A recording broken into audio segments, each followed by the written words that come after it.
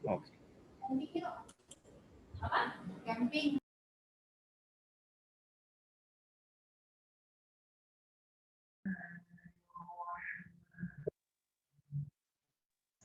Apakah sudah terlihat? Belum, Teh.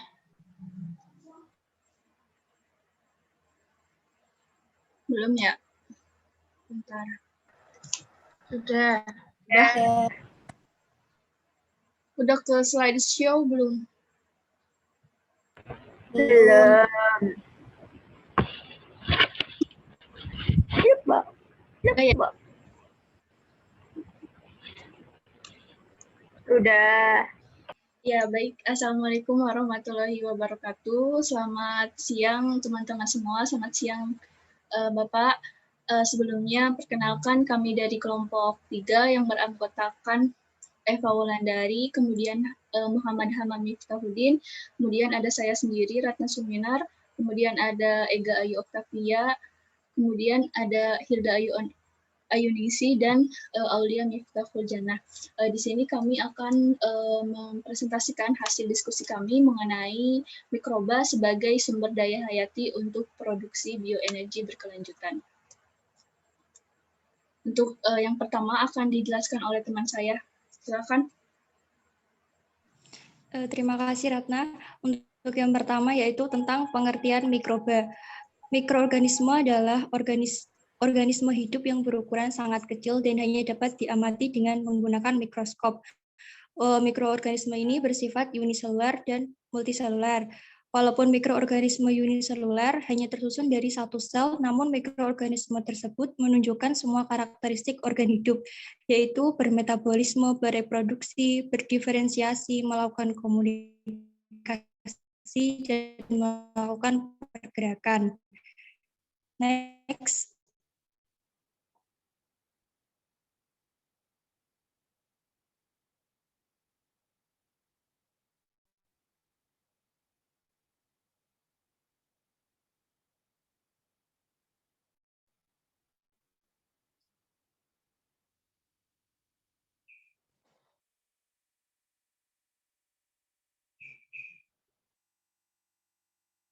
Bisa di next, Ratna. Bentar, ininya macet. Gimana sih?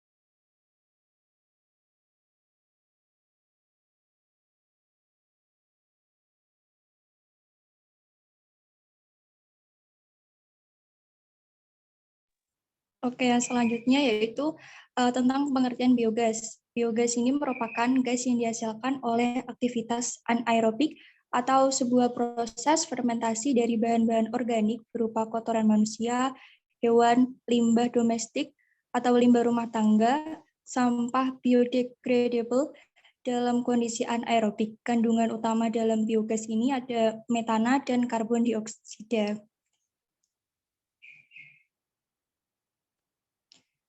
Untuk mikroba yang berperan dalam biogas, ini akan dijelaskan oleh teman saya.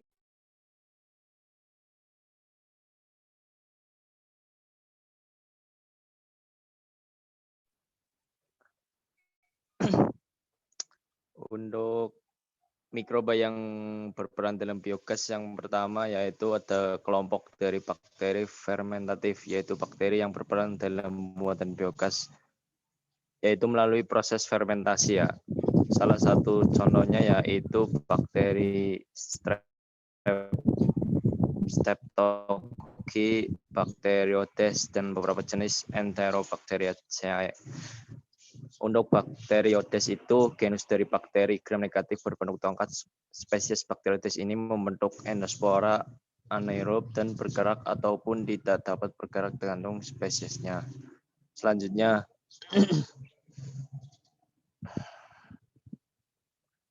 terus kemudian kelompok bakteri yang berperan dalam biogas selanjutnya yaitu ada kelompok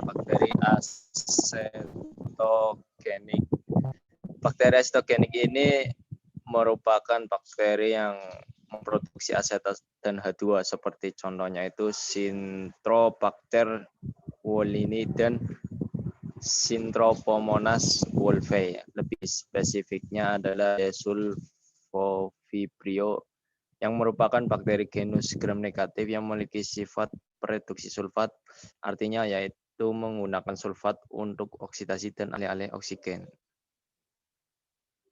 Next.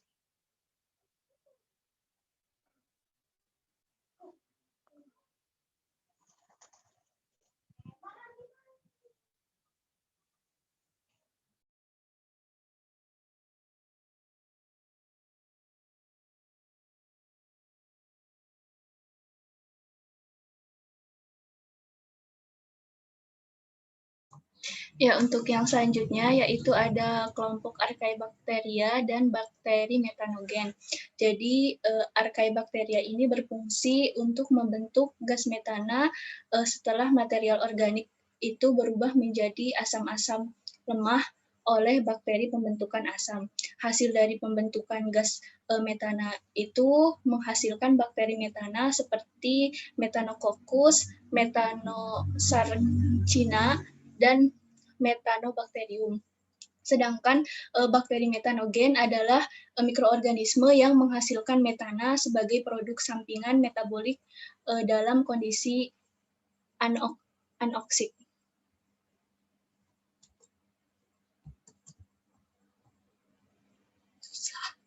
Bentar.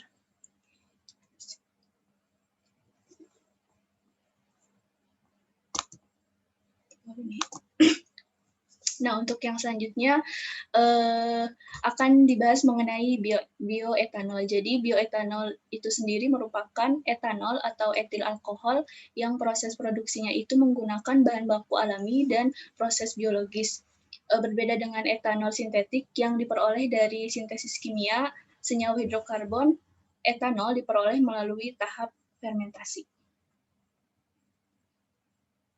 Nah, untuk mikroba yang berperan dalam bioetanol itu apa saja sih? Jadi, nah ini ada yang akan dijelaskan oleh teman saya.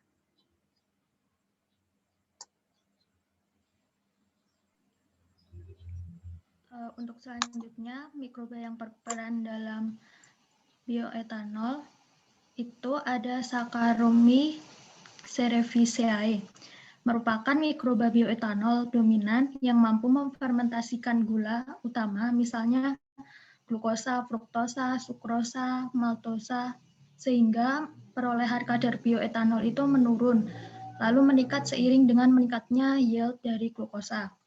Yang selanjutnya ada Cluveromyces fragilis, merupakan mikroba yang substratnya berupa whey keju.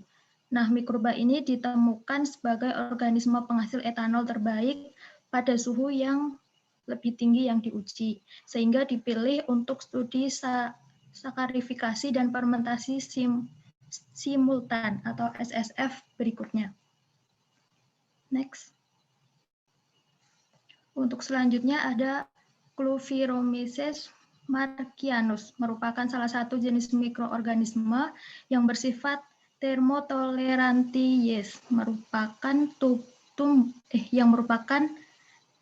yang dapat tumbuh pada suhu yang relatif rendah dibandingkan dengan bakteri dengan batas suhu atas. Untuk termotoleran yes ini yakni 42 derajat Celcius, sehingga dapat digunakan untuk kebutuhan industri. Untuk selanjutnya akan dijelaskan oleh rekan saya. Iya, untuk selanjutnya yaitu mengenai biodiesel. Nah, biodiesel itu merupakan monoalkyl ester dari asam-asam lemak rantai panjang yang terkandung dalam minyak nabati atau lemak hewani untuk digunakan sebagai bahan bakar mesin diesel. Biodiesel ini dapat diperoleh melalui reaksi transesterifikasi atau esterifikasi asam lemak bebas dari trigliserida. Nah, biodiesel ini biasanya bersumber dari berbagai jenis minyak nabati. Next, Nah, selanjutnya mikroba apa sih yang berperan dalam biodiesel?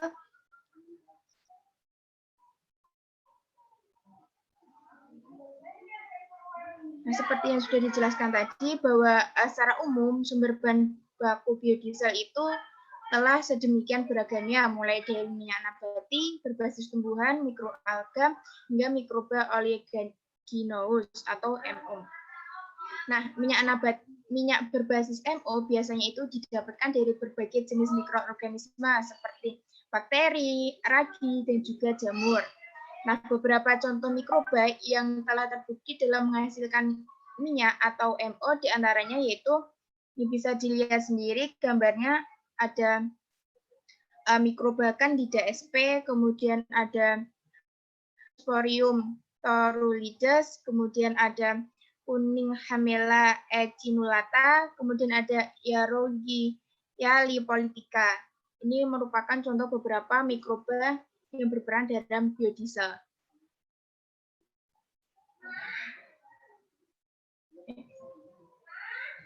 Kemudian akan disampaikan oleh teman saya.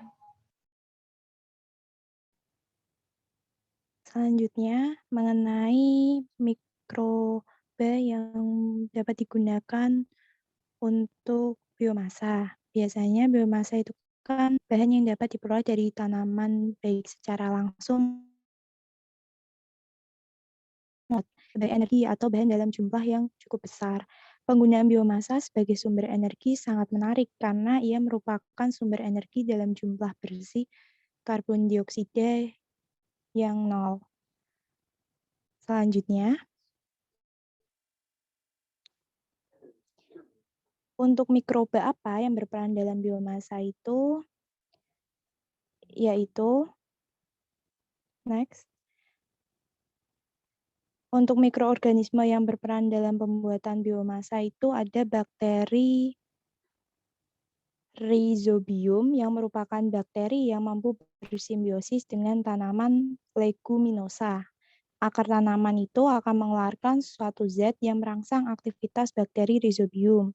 Apabila bakteri sudah bersinggungan dengan akar rambut akan mengeriting. Setelah memasuki akar, bakteri berkembang biak ditandai dengan pembengkakan akar. Untuk karakteristik dari bakteri Rhizobium secara mikroskopis berwarna koloni putih susu, tidak transparan, bentuk koloni sirkuler, konveks, semi-translucent, dan dia itu bisa berkembang biak dalam agar kamir manitol garam mineral. Udah sekian dari kelompok kami. Apabila masih ada kekurangan, kami mohon maaf. Assalamualaikum warahmatullahi wabarakatuh. Ya, waalaikumsalam warahmatullahi wabarakatuh. Oke, silahkan 3 penanya saja ya. Kelompok 3 ini. PPT-nya bisa di-share dari awal, Mbak? Oh iya, Pak.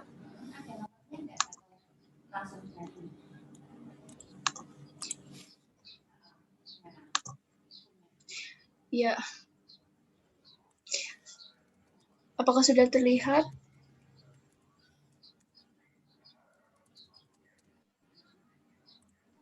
Oke, sudah. Baik, untuk yang selanjutnya yaitu sesi tanya jawab bagi teman-teman semua yang ingin bertanya ataupun menanggapi atau menambahkan, bisa langsung saja on cam atau apabila terkendala sinyal bisa menuliskan di kolom chat. Silakan bagi yang ingin bertanya. Ya, untuk Mas Egi bisa mengajukan pertanyaannya. Sebelumnya saya ingin berterima kasih untuk materi PPT dari kelompok 3 ya berarti ini. Saya ingin bertanyakan ini untuk mikrobanya kan banyak ya. Nah, untuk cara mendapatkan mikrobanya ini bagaimana ya? Apakah secara sintetik atau diambil langsung dari alam? Dan kemudian untuk cara mendapatkannya itu apakah ada kendala sehingga membuat mikroba ini tidak bisa digunakan dalam pembuatan bioenergi ya? Terima kasih. Ya, sama-sama. Baik, ada lagi bagi teman-teman. yang ingin bertanya ataupun menambahkan ataupun memberikan saran terkait presentasi dari kelompok 3 ini?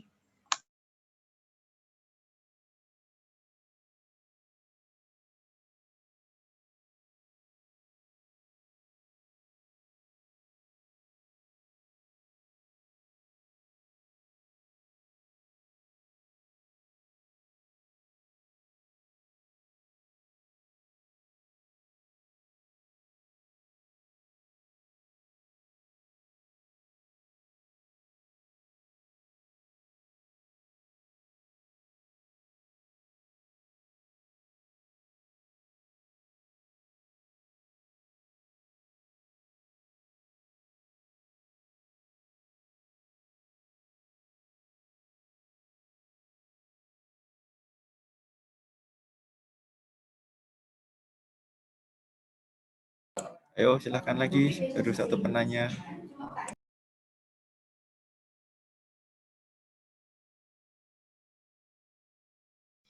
Ya, bagaimana dari teman-teman semua, apakah masih ada yang kurang jelas terkait presentasi dari kelompok 3? Masih ada kesempatan untuk 2 orang penanya.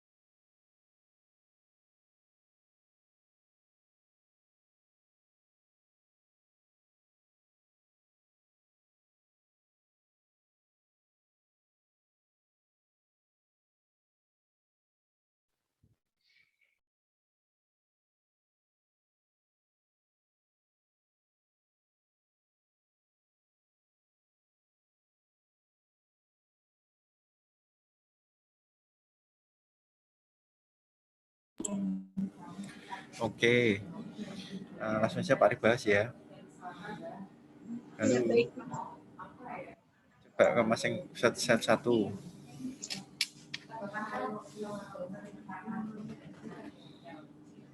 Next slide maksudnya.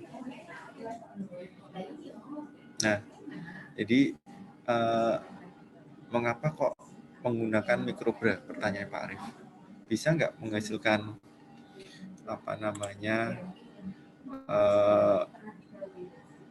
bioenergi ini tanpa mikroba? Mengapa kok menggunakan mikroba? Alasannya apa?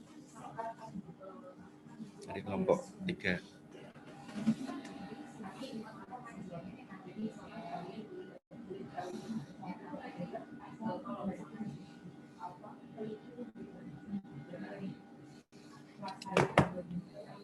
Izin menjawab, Pak. Silakan. Boleh. Menurut saya, menggunakan mikroba karena yang pertama karena prosesnya itu kan fermentasi, kebanyakan untuk menghasilkan bioenergi. Lalu yang kedua karena mikroba itu bisa menjadi katalisator. Jadi prosesnya itu ekonomis dan hanya memerlukan suhu atau tekanan. Jadi perlu untuk sterilisasi dalam suhu maupun tekanannya. Gitu, Pak. Jadi memerlukan mikroba. Oke, berperan dalam proses fermentasi, gitu ya. Kemudian untuk pembuatan next slide dulu. Jenis-jenis mikroba apa saja yang bisa digunakan untuk pembuatan biogas ini?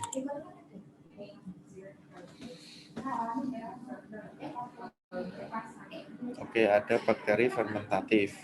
Oke, yang pertama, yang kedua.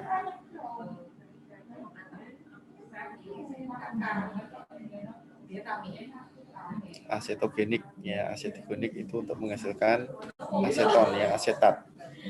Oke, terus berikutnya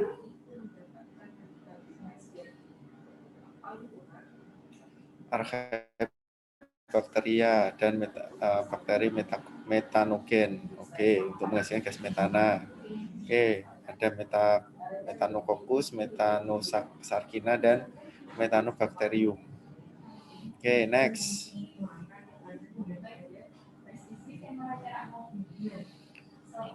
Oke, ini nggak masalah. Oke, next. Untuk bioetanol, mikroba saja yang berperan. Saccharomyces cerevisiae. Terus next. Ini bacanya gimana nih? Cluiveromyces marcianus. Oke, next.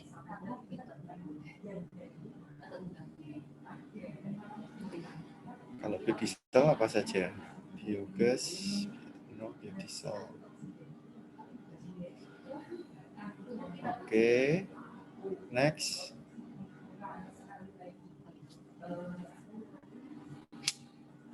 Biomasa apa saja ini?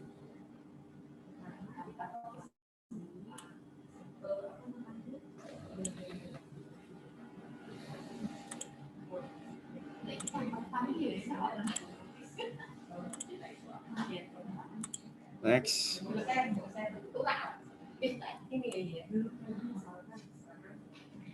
Terima kasih. Nah, sebenarnya ada satu pertanyaan ya. Karena ini katanya dengan biogas, kalau misalnya ditanya apa ya? Ini bagaimana cara membuat biogas ini dari bakteri atau dari mikroorganisme? Bagaimana caranya? Itu kan baru teorinya. Nah, harapan saya itu karena saudara besok misalkan KKN, ya harapannya saudara mempunyai pengetahuan bagaimana ini misalkan memproduksi biogas dari kotoran sapi. Ini alatnya bagaimana? Nah, harusnya ini juga dibahas di kelompok ini, ya kan? Ya, instalasi pengolahan biogas. Ya kan, jadi tidak hanya teorinya, mungkin ditambah dengan prakteknya. Walaupun saudara belum pernah melakukan, tapi banyak sumber yang bisa saudara ambil dalam rangka apa yang memberi pengetahuan ke teman-teman.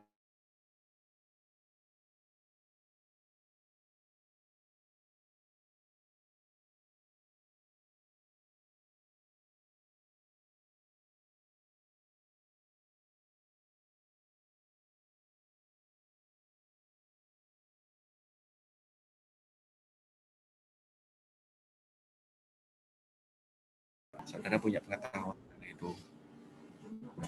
Oke, kelompok 3 paham ya? Oke. Saya kira itu saja untuk kelompok 3. Nanti silakan diperbaiki, ditambahi di PPT dan file Word-nya. Ya. Nanti hari ini semoga bisa dikumpulkan di grup WA. Oke, saya kira itu ya. Di apa namanya, Elena juga sudah saya tulis diskusinya. Ada 2 diskusi, silakan nanti setelah ini berakhir kita lanjut ke Elena. Ini yang sudah dijelaskan oleh kelompok 3 untuk mikroba sebagai sumber daya hayati untuk produksi bioenergi berkelanjutan. Oke, habis ini dilanjut ke kelompok berikutnya, kelompok 4 tentang pengertian dan bahan baku biobriket. Siap ya kelompok 4 ya. Ini mau menggunakan ini atau ini anu ya, apa namanya, unlimited ya, bukan yang free ya. Nggak terbatas 40 menit. Terbatas, Pak. Ada kalau terbatas ini 35 pesertanya